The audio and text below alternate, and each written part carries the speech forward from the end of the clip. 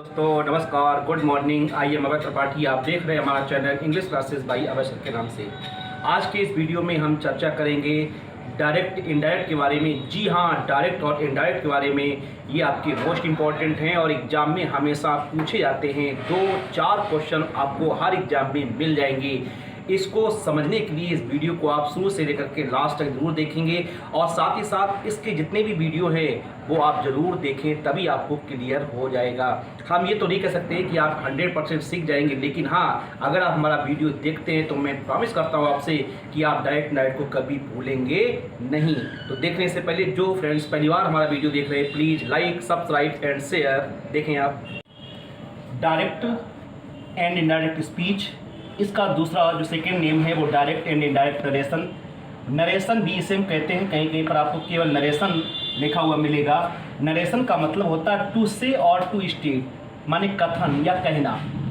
ये जो आपका स्पीच है दो तरीके से होता है, माने हम किसी से दो तरीके से अपनी बात कह सकते हैं। एक आपका डायरेक्ट वे में, माने सीधे सीधे, और एक इनडायरेक्ट वे में, माने घुमा करके। किसी भी कथन को वक्ता के द्वारा डायरेक्ट तरीके से कहा जाना आपका डायरेक्ट स्पीच कहलाता है, और उसी कथन को जब हम घुमा करके कहते हैं तो वो आपका इनडायरेक्ट स्पीच हो जाता है। जो भी आपका डायरेक्ट स्पीच है उसके दो भाग होते हैं। जैसे आपका सेंटेंस है he said I am hungry. अब आपका ही सेड वाला जो भाग है, पार्ट है, ये आपका कामा इन्वर्टेड कामा लगा हुआ है।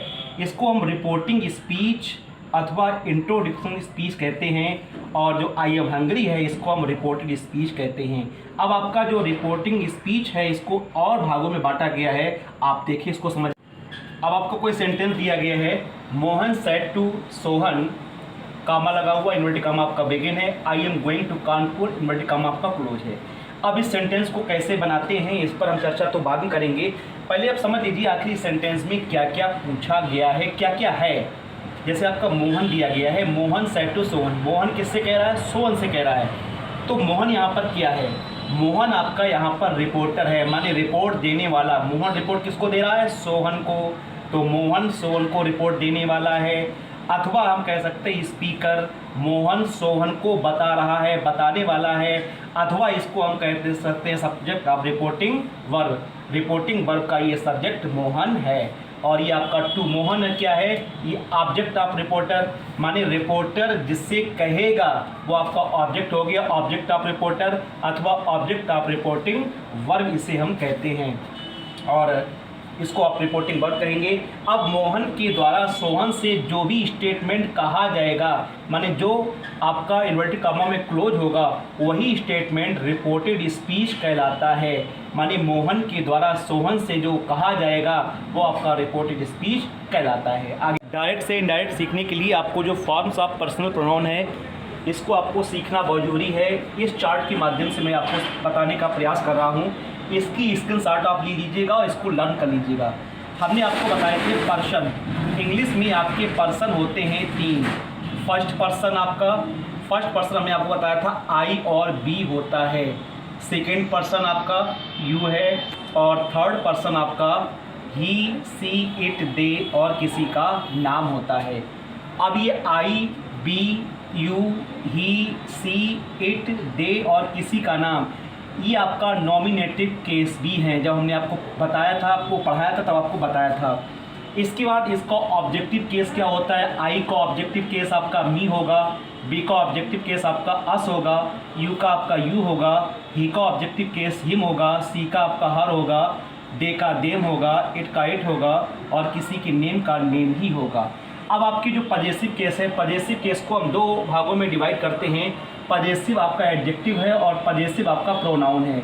तो पजेसिव एडजेक्टिव आई का माई होता है, बी का पजेसिव एडजेक्टिव आपका अवर होता है, यू का आपका योर होता है, ही का आपका हिज होता है, सी का आपका हर होता है, दे का आपका देयर होगा, इट का आपका इट्स होगा, और नेम में अगर कोई लड़की है तो हर होगा और कोई लड़का है तो आपका हिज होगा।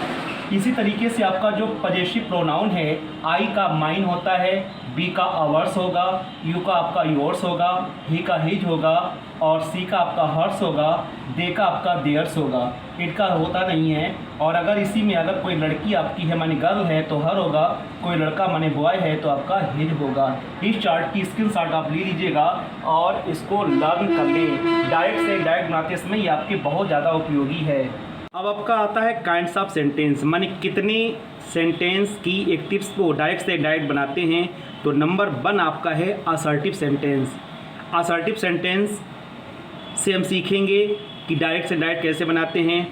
सेकंड आपका है इंट्रोगेटिव सेंटेंस, इंट्रोगेटिव सेंटेंस के माध्यम से सीखेंगे। थर्ड आपका इम्पेरेटिव सेंटेंस है। 4 आपका एक्सक्लेमेटिव सेंटेंस है और 5 आपका ऑप्टेटिव सेंटेंस है। इनके माध्यम से हम सीखेंगे डायरेक्ट से डायरेक्ट कैसे बनाते हैं। अब ये आपका जो असर्टिव सेंटेंस है, असर्टिव सेंटेंस क्या होता है, ये जब सेंटेंस आपको हम पढ़ाएंगे तब आपको बताएंगे। यहाँ पर आप केवल इतना जान लीजिएगा कि असर्टिव सेंटेंस को 2 भागों में डिवाइड किया जा सकता है। नंबर 1 आपका अफर्मेटिव सेंटेंस है और सेकेंड आपका निगेटिव सेंटेंस है। जो आपका अफर्मेटिव सेंटेंस है उसमें नॉट का यूज नहीं होता है और निगेटिव सेंटेंस में नॉट का यूज होता है। और जो आपका असर्टिव सेंटेंस है इसमें नॉट लगाते भी है और नॉट नहीं भी लगाते हैं।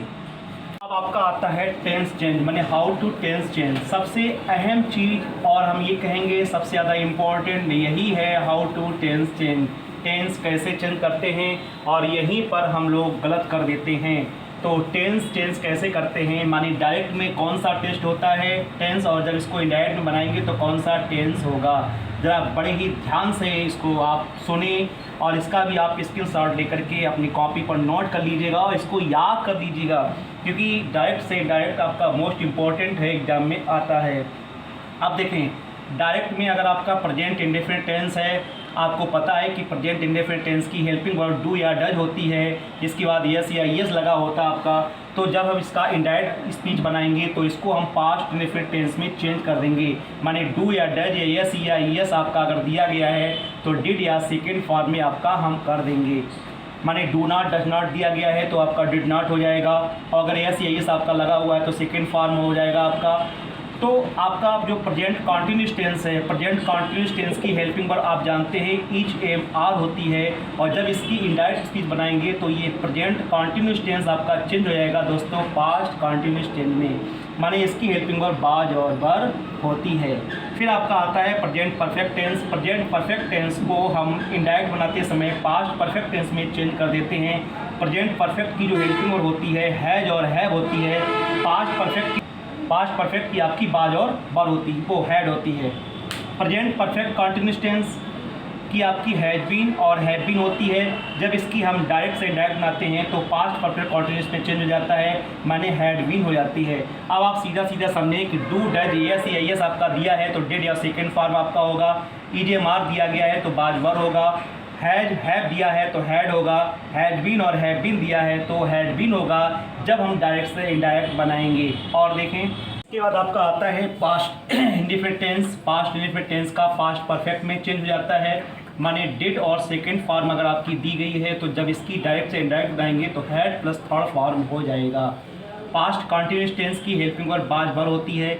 इनडायरेक्ट स्पीच बनाते समय इसको हम पास्ट परफेक्ट कॉन्टिन्यूस टेंस में चेंज कर देते हैं, अर्थात बाज बर के स्थान पर हैड बीन कर देंगे। यहाँ पर याद रखना है past perfect plus past perfect continuous tense, इसमें किसी प्रकार का कोई परिवर्तन नहीं होता है। माने अगर हैड दिया गया है तो उधर भी आपका हैड होगा, हैड बीन दिया गया है तो उधर भी आपका हैड बीन होगा। इसके साथ साथ आपका कैन का कुड हो जाएगा, मे का माइट हो जाएगा जब हम डायरेक्ट से इनडायरेक्ट बनाएंगे, सेल का शुड हो जाता है, बिल का बुड हो जाएगा और सेल बी का शुड भी हो जाएगा, बिल बी का आपका बुड भी हो जाएगा। ये आपके फ्यूचर टेंस के हैं। इसी तरीके से सेल हैव का आपका शुड हैव हो जाएगा, बिल हैव का आपका बुड हैव हो जाएगा जब हम डायरेक्ट से इनडायरेक्ट बनाएंगे। सेल हैव बीन हैव का आपका शुड हैव बीन हो जाएगा, बिल हैव बीन का आपका बुड हैव बीन हो जाएगा। साथ ही साथ डायरेक्ट से इनडायरेक्ट बनाते समय कुड बुड माइट शुड बुड, इसमें किसी प्रकार का कोई परिवर्तन नहीं होता है। तो ये था आपका डायरेक्ट से इनडायरेक्ट बनाने का फर्स्ट वीडियो, पार्ट 1 इसका है, और इसमें हमने आपको बताया हाउ टू टेंस चेंज और साथ ही किसके माने कितने सेंटेंस की डायरेक्ट से डायरेक्ट बनाते हैं। जो आपका मोस्ट इम्पॉर्टेंट पार्ट है हाउ टू प्रोनाउंस चेंज, वो आपको हम नेक्स्ट वीडियो में बताएंगे। इस वीडियो को देखना ना भूलें, क्योंकि जो है प्रोनाउन किसी भी डायरेक्ट से इनडायरेक्ट बनाने की सोल होती है। जब तक आप प्रोनाउन चेंज करना नहीं सीखेंगे तब तक आप डायरेक्ट से इनडायरेक्ट कभी नहीं बना पाएंगे। इसलिए नेक्स्ट वीडियो देखना ना भूलें। और हाँ, जो फ्रेंड्स पहली बार हमारा वीडियो देख रहे हैं, please like, subscribe and share. Thanks, bye bye.